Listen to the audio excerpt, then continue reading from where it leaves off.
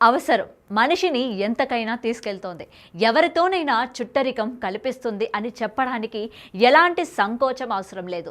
మతి స్థిమితం లేని ఓ మహిళతో తమకు ఎలాంటి సంబంధం లేదు అని చెప్పిన బంధువులే ఇప్పుడు మా చుట్టం అంటే మా చుట్టం అని పోటీ పడుతున్నారు. ఈ విచిత్ర సంఘటన శ్రీకాకుళం జిల్లా నరసన్నపేట మండలం కోమర్తి గ్రామంలో చోటు చేసుకుంది. ఎందుకోసమో ఇప్పుడు తెలుసుకుందాం. జరిగింది కాబట్టి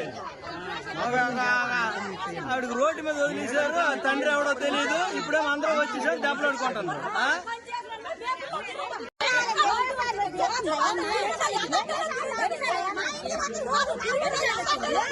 ఇప్పుడు ఎలా ప్రసవిస్తారు?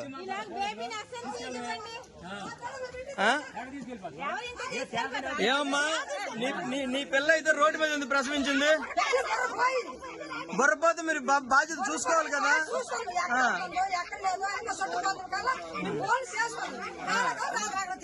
అమాయకంగా పిచ్చి చూపులు చూస్తున్న ఈ మహిళకు మతిస్థిమితం లేదు.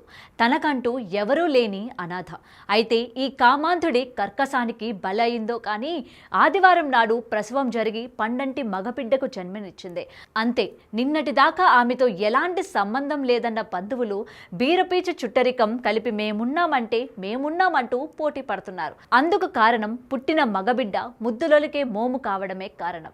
అయితే పాపం ఈ పిచ్చి తల్లికి తనకు పుట్టింది ఆడబిడ్డో మగబిడ్డో కూడా తెలియదు.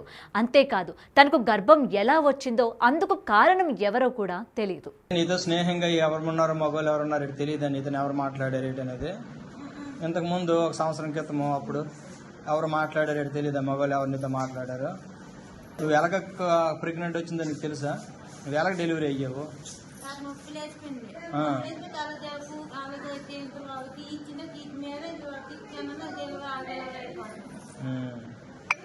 మరేంటి నీకు తెలియదు? ఇప్పుడు మీ బాబుకు నువ్వు పెంచుకోగలవా? ఎవరికి ఉండమ్మా, ఎవరికి ఇచ్చిమన్నారు? వాళ్ళకి ఇచ్చేస్తావా? వాళ్ళు ఏట్ అవుతారు నీకు? అక్క అవుతా, గడ్డ అవుతుందా? వాళ్ళకి ఇచ్చేస్తావు, పెంచుకోమంటావు. ఇంతకు ముందు కూడా ఇలా జరిగింది నీకు? శ్రీకాకుళం జిల్లా నరసన్నపేట మండలం కోమర్తి గ్రామంలో మతిస్థిమితం లేని ఈ మహిళ పండంటి మగబిడ్డను జన్మనిచ్చింది. సమాచారం అందుకున్న ఐసీడీఎస్ అధికారులు ఆ మహిళను బిడ్డను నరసన్నపేట ప్రాంతీయ సామాజిక ఆసుపత్రికి తరలించారు. ముందస్తు జననం కారణంగా బిడ్డ గాలి పీల్చుకోవడంలో ఇబ్బంది పడుతుందని వైద్యులు శ్రీకాకుళం సర్వజన ఆసుపత్రికి తరలించి చికిత్స అందిస్తున్నారు. బిడ్డను తాము పెంచుకుంటామని బంధువర్గాల వారు నరసంపేట ప్రాంతీయ హాస్పిటల్ వద్ద గలాటాకు దిగారు. ఇప్పుడు దానికి ఆవిడకి ఆ పాపకి ఇవ్వాల్సిన ట్రీట్మెంట్లు అవన్నీ ఇంతకు ముందు మీరు ఎప్పుడైనా చేయించారా? స్కానింగ్ కానీ ఇవన్నీ? ఇప్పుడు ఈ బాబుకి తండ్రి ఎవరమ్మా? మతిస్థిరం లేకపోయినా సరే ఇప్పుడు ఆవిడ సంరక్షణ బాధ్యత మీదే అంటున్నారు కదా, మీరే చూసుకున్నాం అంటున్నారు కదా. మరి దానికి ఏమైనా పోనీ ఆవిడకి ఇలా జరిగినప్పుడు ఒక పోలీస్ కంప్లైంట్ ఇవ్వడము, ఆవిడకి ప్రెగ్నెంట్ ఈ విషయం జరిగినప్పుడు ఆవిడ మస్తింతో లేనప్పుడు ఆవిడకి అన్యాయం జరిగినప్పుడు మీరు పోలీసు ఫిర్యాదు ఇవ్వడము ఏదైనా మీరు చేశారా? ఇప్పుడు అప్పుడు దానికేదో మీరు కంప్లైంట్ ఇవ్వడం ఫిర్యాదు మీరేం చేశారా? మీ గర్భవతిని ముందు తెలుసా లేదా మీకు? తెలిసిన తర్వాత ఇంటికి తీసుకొని వెళ్ళాము. ఎప్పుడు? ఇంట్లో పెట్టేసి మేము జీతగాలం కాదండి, అలా కూర్చొని ఆమె చూసుకొని ఉండడానికి మా పని పాటుకు మేము వెళ్ళమా?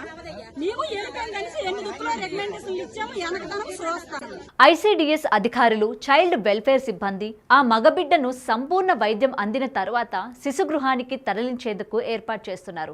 బంధువులమని చెప్పి వీరంతా ఎంత సీన్ క్రియేట్ చేసినా అడాప్షన్ నియమాల ప్రకారం చట్టబద్ధంగా మాత్రమే దత్తత ఇస్తామని, అంతవరకు జిల్లా అధికారుల సమక్షంలో శిశుగృహంలో సంరక్షిస్తామని రాష్ట్ర కోఆర్డినేటర్ అంటున్నారు.